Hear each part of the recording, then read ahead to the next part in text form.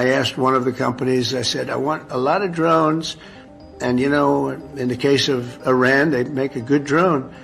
And they make them for $35,000, $40,000. So I said to this company, I want to see it. They came in 2 weeks later with a drone that cost $41 million. I said, that's not what I'm talking about, $41 million. I'm talking about something for $35,000, $40,000 where you send thousands of them up.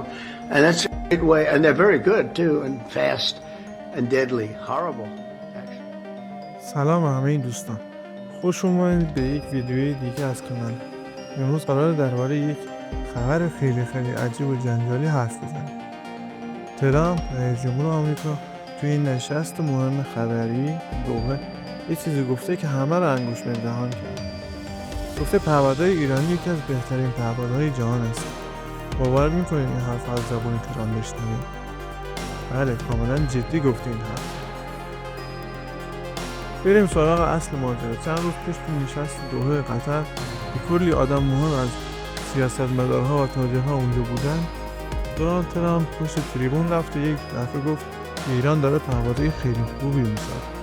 اینا فقط 35 تا 40 هزار دلار هزینه میکنن برای پهپادهاشون، ولی سریع، مرگبار و واقعا ترسناک هستن. حتی گفته این پهپادها اینقدر قوی هستن که شرکت‌های آمریکایی باید از ایران یاد بگیرن. حالا این وسط یه داستان بامزه هست. ظاهراً به شرکت‌های آمریکایی گفته که یه پهپاد ارزون شبیه ایران بسازه، ولی اونا چی تحویل دادن؟ یه پهپاد غول‌پیکر با قیمت 41 میلیون دلار. حالا یک لحظه فکر کنید، 40,000 دلار در مقابل 41 میلیون دلار. این یعنی ایران داره با هزینه‌ای که عملاً تو دنیای فناوری نظامی صفر حساب میشه، پهپادهایی میسازه که خود ترامپ ازشون تعریف میکنه. بیاید یکم درباره این پهپادها حرف بزنیم. مثلا پهپاد شاهد 129 یکی از معروف‌ترین پهپادهای ایران. این پهپاد میتونه تا 2000 کیلومتر پرواز کنه، ساعت‌ها تو آسمون بمونه و ماموریت‌های شناسایی رزمی انجام بده. یا مثلا پهپاد پتروس یکی از پیشرفته‌ترین پهپادهای ایرانه و برای بردش حتی از شاهد 129 هم بیشتره.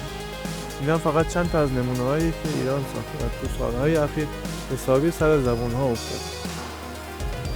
حالا سوالم اینه، چرا ترامپ همچین حرفی زده؟ یه عده میگن که این جور اعتراف به قدرت ایران، چون ایران تو سالهای اخیر با وجود تحریم‌های سنگین تونسته تو فناوری نظامی پیشرفت‌های خیره کننده‌ای داشته باشه. یه عده دیگه میگن نه، این فقط یه شوخیه یا یه جور کنایه به شرکت‌های آمریکاییه که نمیتونن با هزینه کم محصولات با کیفیت بسازن. حتی بعضی‌ها معتقدن این حرف یه استراتژی سیاسیه برای جلب توجه یا منحرف کردن بحث از مسائل دیگه. یه نگاهی به واکنش بندازیم. تو شبکه ایکس کلی کاربر درباره این حرف نظر دارن. یکی نوشته ترامپ داره به ایران احترام میذاره، یکی نوشته ایران واقعا قویه، یکی دیگه نوشته نه بابا این فقط داره شرکت‌های آمریکایی مسخره میکنه. یک کاربر دیگه نوشته 40,000 دلار برای یک پهپاد، ایران داره دنیا رو میگیره. به هر حال این حرف نشون میده که پهپادهای ایرانی دیگه فقط یه موضوع منطقه‌ای نیستن و دارن تو سطح جهانی شناخته میشه. یه نکته جالب دیگه اینه که ایران تونسته با مهندسی معکوس و خلاقیت خودش پهپادهایی بسازه که نه تنها ارزونه بلکه مدل‌های گرون قیمت غربی هم رقابت میکنه. مثلا شاهد 129 بعضی ها با پهپادهای آمریکایی مثل MQ 9 ریپر مقایسه میکنه، ولی با یه تفاوت بزرگ، قیمتشون زمین تا آسمون فرق داره. خب این هم ماجرای تعریف عجیب و غریب دونالد ترامپ از پهپاد ایرانی بود. حالا واقعا چی فکر میکنین؟